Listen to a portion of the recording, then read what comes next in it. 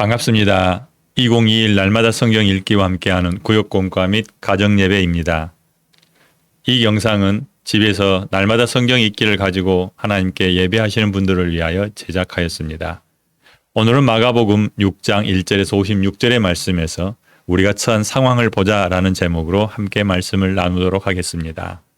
예수님과 제자들이 함께 전도 현장을 누비며 복음을 전했던 사건들을 살펴보고 우리 안에 주님과 제자들이 가졌던 그 마음이 생겨나서 그 열정으로 복음을 전했으면 좋겠습니다. 전도 현장에서 극복해야 될 어려움은 어떤 것이 있습니까? 여러분들이 전도하면서 이웃에게 노방전도를 통해서 모르는 사람들에게 복음을 전할 때 그곳에서 여러분들이 극복해야 할 여러분 안에 있는 문제점들, 혹시 부끄러움을 많이 탄다든지 말을 잘 못한다든지 또 남들의 눈이 의식된다든지 이런 문제들이 있었는지, 어떤 점이 가장 극복하기 힘들었는지 함께 옆 사람과 나누면서 위로도 받고 새로운 노하우도 전수받는 그런 기회가 되었으면 합니다. 본문 말씀을 먼저 듣도록 하겠습니다. 마가복음 6장. 예수께서 거기를 떠나사 고향으로 가시니 제자들도 따르니라. 안식일이 되어 회당에서 가르치시니 많은 사람이 듣고 놀라 이르되 이 사람이 어디서 이런 것을 얻었느냐? 이 사람이 받은 지혜와 그 손으로 이루어지는 이런 권능이 어찌 됨이냐? 이 사람이 마리아의 아들 목수가 아니냐? 야고보와 요셉과 유다와 시몬의 형제가 아니냐? 그 누이들이 우리와 함께 여기 있지 아니하냐 하고 예수를 배척한지라. 예수께서 그들에게 이르시되 선지자가 자기 고향과 자기 친척과 자기 집 외에서는 존경을 받지 못함이 없느니라 하시며 거기서는 아무 권능도 행하실 수 없어 다만 소수의 병자에게 안수하여 고치실 뿐이었고 그들이 믿지 않음을 이상히 여기셨더라. 이에 모든 촌에 두루 다니시며 가르치시더라. 12 제자를 부르사 둘씩 보내시며 더러운 귀신을 제어하는 권능을 주시고 명하시되 여행을 위하여 지팡이 외에는 양식이나 배낭이나 전대의 돈이나 아무것도 가지지 말며 신만 신고 2벌 옷도 입지 말라 하시고 또 이르시되 어디서든지 누구의 집에 들어가거든 그곳을 떠나기까지 거기 유하라. 어느 곳에서든지 너희를 영접하지 아니하고 너희 말을 듣지도 아니하거든 거기서 나갈 때에 발 아래 먼지를 떨어버려 그들에게 증거를 삼으라 하시니 제자들이 나가서 회개하라 전파하고 많은 귀신을 쫓아내며 많은 병자에게 기름을 발라 고치더라. 이에 예수의 이름이 드러난지라. 헤롯 왕이 듣고 이르되 이는 세례 요한이 죽은 자 가운데서 살아났도다. 그러므로 이런 능력이 그 속에서 일어나느니라 하고 어떤 이는 그가 엘리야라 하고 또 어떤 이는 그가 선지자니 옛 선지자 중에 하나와 같다 하되 헤롯은 듣고 이르되 내가 목벤 요한 그가 살아났다 하더라. 전에 헤롯이 자기가 동생 빌립의 아내 헤로디아에게 장가 등고로 이 여자를 위하여 사람을 보내어 요한을 잡아 옥에 가두었으니 이는 요한이 헤롯에게 말하되 동생의 아내를 취한 것이 옳지 않다 하였음이라. 헤로디아가 요한을 원수로 여겨 죽이고자 하였으되 하지 못한 것은 헤롯이 요한을 의롭고 거룩한 사람으로 알고 두려워하여 보호하며 또 그의 말을 들을 때에 크게 번민을 하면서도 달갑게 들음이러라. 마침 기회가 좋은 날이 왔으니 곧 헤롯이 자기 생일에 대신들과 천부장들과 갈릴리의 귀인들로 더불어 잔치할세. 헤로디아의 딸이 친히 들어와 춤을 추어 헤롯과 그와 함께 앉은 자들을 기쁘게 한지라. 왕이 그 소녀에게 이르되 무엇이든지 네가 원하는 것을 내게 구하라 내가 주리라 하고 또 맹세하기를 무엇이든지 네가 내게 구하면 내 나라의 절반까지라도 주리라 하거늘 그가 나가서 그 어머니에게 말하되 내가 무엇을 구하리이까? 그 어머니가 이르되 세례 요한의 머리를 구하라 하니 그가 곧 왕에게 급히 들어가 구하여 이르되 세례 요한의 머리를 소반에 얹어 곧 내게 주기를 원하옵나이다 하니 왕이 심히 근심하나 자기가 맹세한 것과 그 앉은 자들로 인하여 그를 거절할 수 없는지라. 왕이 곧 시위병 하나를 보내어 요한의 머리를 가져오라 명하니 그 사람이 나가 옥에서 요한을 목베어 그 머리를 소반에 얹어다가 소녀에게 주니 소녀가 이것을 그 어머니에게 주니라. 요한의 제자들이 듣고 와서 시체를 가져다가 장사하니라. 사도들이 예수께 모여 자기들이 행한 것과 가르친 것을 낱낱이 고하니 이르시되 너희는 따로 한적한 곳에 가서 잠깐 쉬어라 하시니 이는 오고 가는 사람이 많아 음식 먹을 겨를도 없음이라. 이에 배를 타고 따로 한적한 곳에 갈새 그들이 가는 것을 보고 많은 사람이 그들인 줄 안지라. 모든 고을로부터 도보로 그곳에 달려와 그들보다 먼저 갔더라. 예수께서 나오사 큰 무리를 보시고 그 목자 없는 양 같음으로 인하여 불쌍히 여기사 이에 여러 가지로 가르치시더라. 때가 저물어가매 제자들이 예수께 나와 여짜오되 이곳은 빈 들이요 날도 저물어 가니 무리를 보내어 두루 촌과 마을로 가서 무엇을 사 먹게 하옵소서. 대답하여 이르시되 너희가 먹을 것을 주라 하시니 여짜오되 우리가 가서 200데나리온의 떡을 사다 먹이리이까. 이르시되 너희에게 떡 몇 개나 있는지 가서 보라 하시니 알아보고 이르되 떡 5개와 물고기 2마리가 있더이다 하거늘 제자들에게 명하사 그 모든 사람으로 때를 지어 푸른 잔디 위에 앉게 하시니 때로 100명씩 또는 50명씩 앉은지라. 예수께서 떡 5개와 물고기 2마리를 가지사 하늘을 우러러 축사하시고 떡을 떼어 제자들에게 주어 사람들에게 나누어 주게 하시고 또 물고기 2마리도 모든 사람에게 나누심에 다 배불리 먹고 남은 떡 조각과 물고기를 12바구니에 차게 거두었으며 떡을 먹은 남자는 5,000명이었더라. 예수께서 즉시 제자들을 제초가사 자기가 무리를 보내는 동안에 배 타고 앞서 건너편 벳세다로 가게 하시고 무리를 작별하신 후에 기도하러 산으로 가시니라. 저물매 배는 바다 가운데 있고 예수께서는 홀로 무태 계시다가 바람이 거스름으로 제자들이 힘겹게 노젓는 것을 보시고 밤 4경쯤에 바다 위로 걸어서 그들에게 오사 지나가려고 하시매 제자들이 그가 바다 위로 걸어오심을 보고 유령인가 하여 소리 지르니 그들이 다 예수를 보고 놀람이라. 이에 예수께서 곧 그들에게 말씀하여 이르시되 안심하라 내니 두려워하지 말라 하시고 배에 올라 그들에게 가시니 바람이 그치는지라. 제자들이 마음에 심히 놀라니 이는 그들이 그 떡 떼시던 일을 깨닫지 못하고 도리어 그 마음이 둔하여졌음이러라.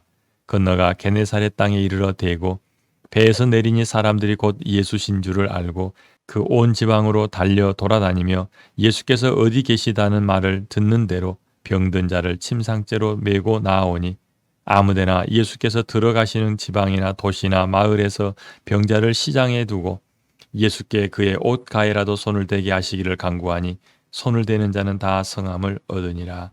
아멘. 마가복음 6장을 읽으십시오. 예수님을 통해 하나님의 나라가 임하였으므로 이제껏 사람들을 죄악에 묶어 중독시켜온 사탄의 나라는 밀려나게 됩니다. 그러나 사탄의 나라가 밀려난다고 죄악 중독자들이 저절로 멀쩡해지지는 않습니다.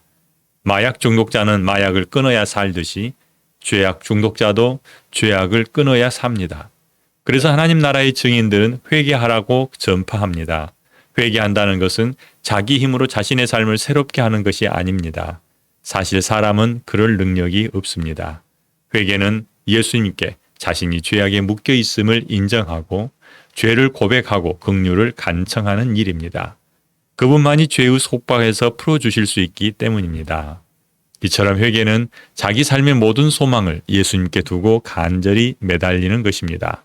진정한 회개를 거치지 않는 신앙생활은 새로운 습관을 하나 더 갖는 것에 불과합니다.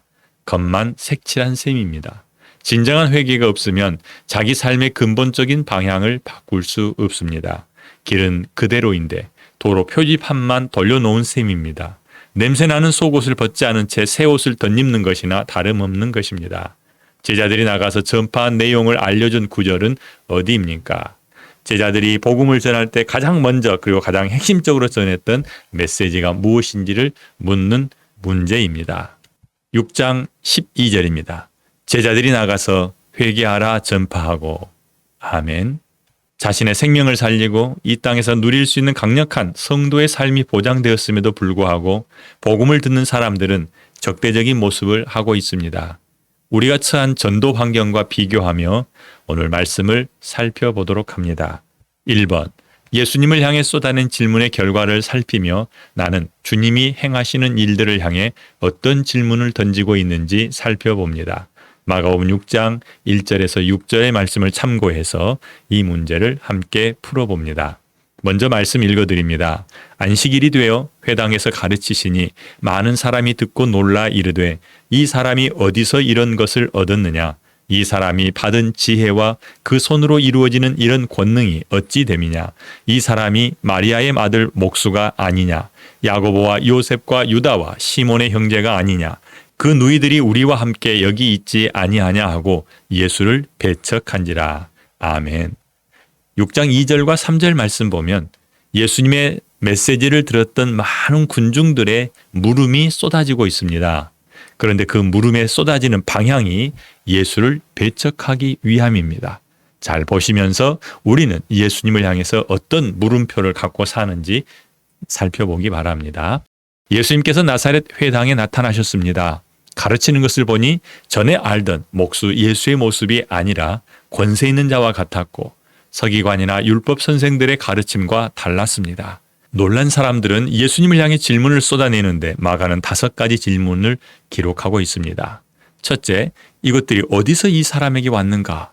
둘째, 이 사람에게 주어진 지혜와 이 사람의 손을 통해 나타난 이런 기적들이 어찌 된 일인가? 셋째, 이 사람은 목수가 아닌가?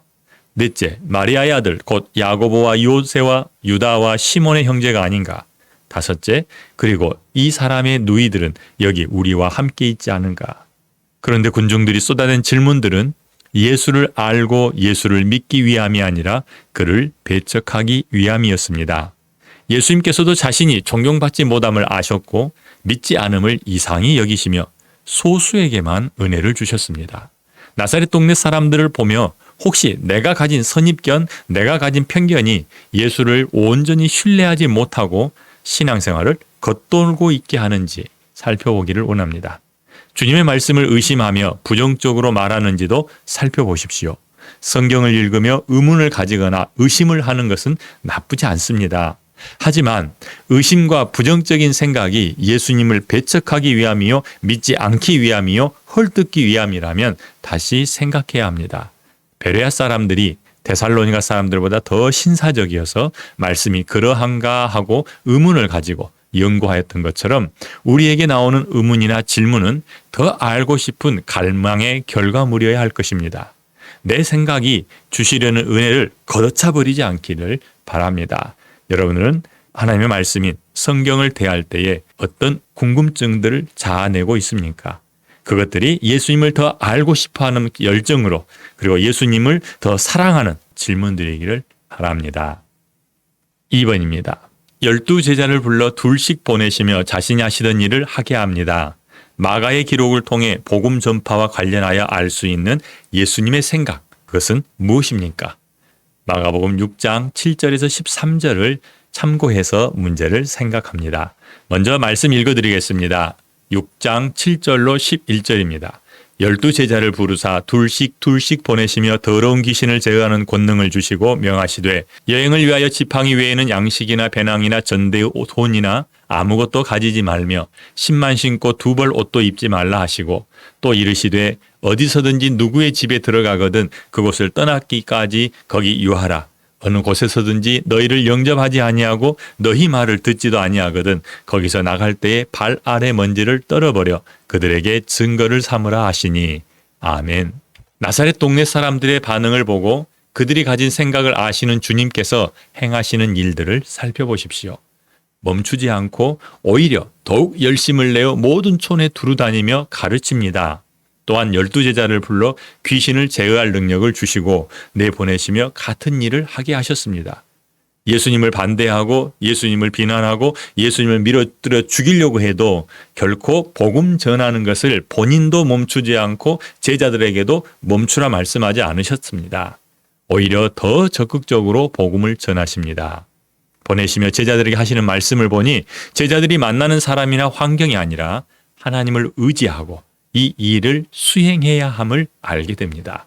그리고 사람들은 여전히 바뀌지 않고 적대적일 것임을 짐작할 수 있습니다. 복음을 받지 않을 뿐 아니라 핍박하는 사람들에게 복음을 전하되 귀신을 쫓고 병을 고쳐주는 예수님과 제자들을 통하여 어떤 자세로 복음을 전할지 생각하는 기회가 되기를 바랍니다. 우리가 복음을 전해야 할 대상자들은 결코 우리를 기다리고 있거나 호의적으로 대하지 않을 것입니다. 하지만 그들에겐 복음이 필요하고 그들을 다스리고 있는 사단의 영역들이 제거되어야 합니다. 전도 대상자들을 긍휼히 여기는 하나님의 마음이 없이는 자기를 핍박하는 자들에게 은혜를 베푸는 일이 불가능합니다.